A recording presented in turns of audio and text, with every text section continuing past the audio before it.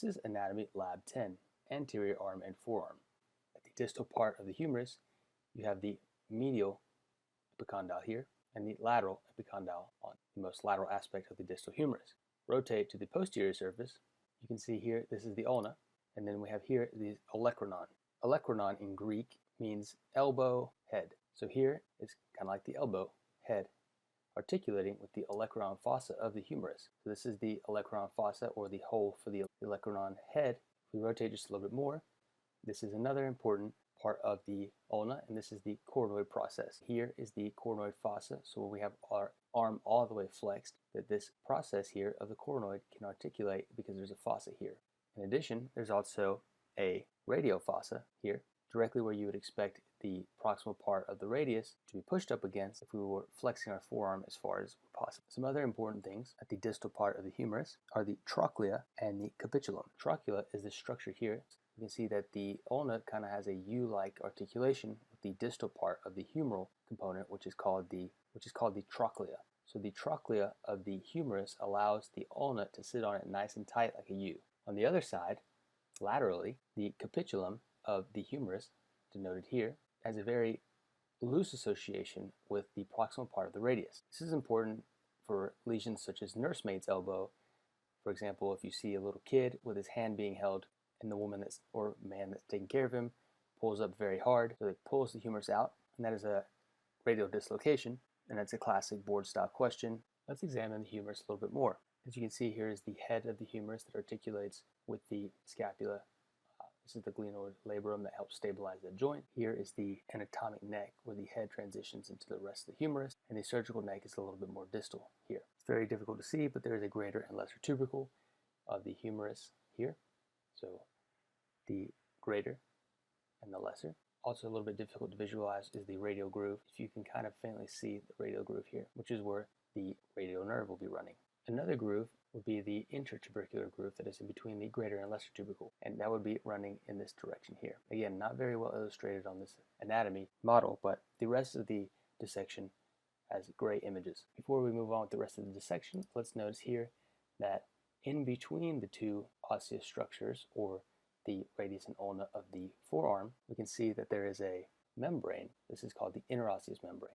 Let's go ahead and start with the anterior aspect of the arm. Remember, common theme again, the anterior aspect of the arm and forearm will only be innervated by nerves that come off the anterior divisions from the trunks of the brachial plexus. So you should not expect anything that comes off the posterior division, such as the axillary nerve or the radial nerve, to innervate any muscle that is a component of the anterior arm or forearm.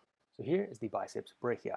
It is called the biceps because it has two heads. The long head of the biceps is going to ascend here, and it's going to pass through the transverse humeral ligament and then wind back around to attach to the supraglenoid tubercle. As you can see here, the medial head, obviously medial to the lateral, is going to rise up here on top of the coracobrachialis and then attach to another bony structure, the coracoid process. You can remember this because the muscle that the medial head of the biceps brachii passes over is the coracobrachialis. Coracobrachialis is named because it arises from the coronoid process here, and it goes to the arm, hence the name brachialis. So, great way to remember where two of the muscles originate from. Now we have removed the biceps brachii, and we can see here that there is a nerve piercing through the coracobrachialis.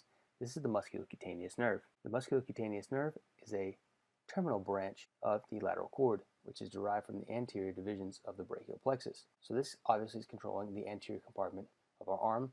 It innervates the coracobrachialis, the biceps brachii, and the brachialis. Here is the brachialis. The musculocutaneous nerve descends on top of that. If we follow the musculocutaneous nerve and then transform into the lateral cutaneous nerve of the forearm, this makes a lot of sense because it is called musculocutaneous because it has a muscular innervation and a cutaneal component as it terminates in the forearm.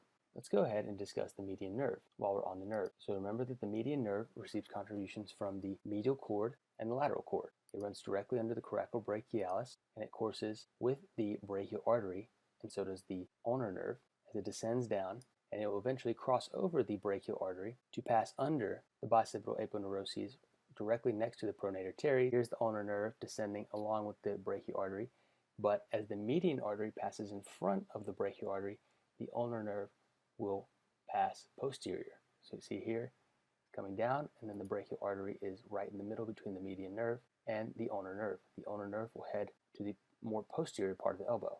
And that is why when you hit your elbow and you have that tingling sensation, people say that you hit your funny bone, but really you hit your ulnar nerve. Now let's quickly discuss the posterior compartment. Very simple. There's a three-headed muscle called the triceps brachii.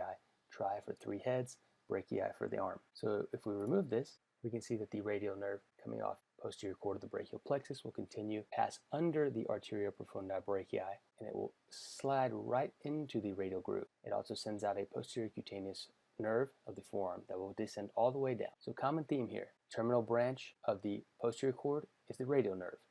It sends off a branch that also innervates the skin of the forearm, and it is the posterior cutaneous nerve of the forearm. The musculocutaneous nerve is the terminal branch of the lateral cord. It sends down a lateral cutaneous branch. Here's the lateral cutaneous nerve of the forearm, derived from the musculocutaneous nerve from the lateral cord. And then here is the posterior cutaneous nerve of the arm, derived from the radial nerve from the posterior cord of the brachial plexus. In addition, we can see the axillary nerve here passes through the quadrangular space with the posterior circumflex humeral artery. Let's get back to the anterior aspect because that's what this is about. Now, the brachial artery, which is named so after the axillary artery passes the teres major, is going to be here. Remember, it is straddled by the median nerve and the ulnar nerve. The ulnar nerve goes posteriorly, and the median nerve crosses over the brachial artery. So the first branch of the brachial artery is the Arteria Profunda brachii. This is a very unique situation because we also see something very similar in the leg, where there is a deep artery of the thigh, and this is the deep artery of the arm. In the thigh, the femoral artery gives off a deep artery of the leg. Now, the Arteria Profunda brachii comes off of the brachial artery and then runs on the posterior aspect of the humerus. This artery joins the radial nerve in the radial groove. The radial nerve is accompanied by the Arteria Profunda brachii. It will soon join the radial recurrent. The radial recurrent comes off of the radial artery and literally travels back up or recurs to join the deep artery of the arm. So next up is the anterior ulnar recurrent. It is the next distal branch off of the brachial artery. This is very simplified. There are many other branches, but this is following the ITO. The anterior ulnar recurrent is named so because the ulnar artery sends a recurring branch up on the posterior aspect of the elbow to join the brachial artery. If you can see, there's an extensive anastomotic network here. The radial artery sends up a recurrent branch here, and then the ulnar artery also sends up a recurring branch, which is the anterior ulnar recurrent. This is to ensure that there is multiple ways for the brachial artery and the deep artery of the arm to supply the distal upper extremity. As we continue into the forearm, we can see that the ulnar artery is running on top of the ulna, and the radial artery is running on top of the radius.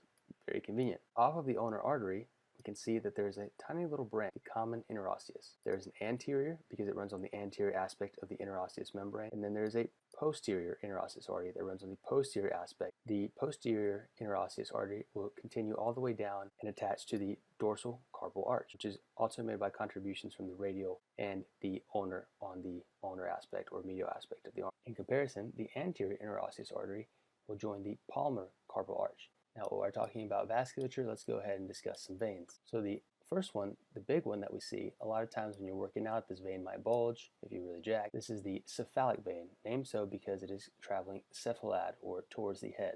It is on the most lateral aspect of the arm. It basically runs very superficially, remember, because this is a vein. And it continues all the way up on the lateral aspect of the arm, eventually joins the axillary vein. The most medial vein is the basilic vein. The basilic vein is formed from the dorsal carpal venous arch here. It travels up top of the ulna and then winds around, continues more medially. At the elbow, you will see that it is joined by another vein, which is the median cubital vein.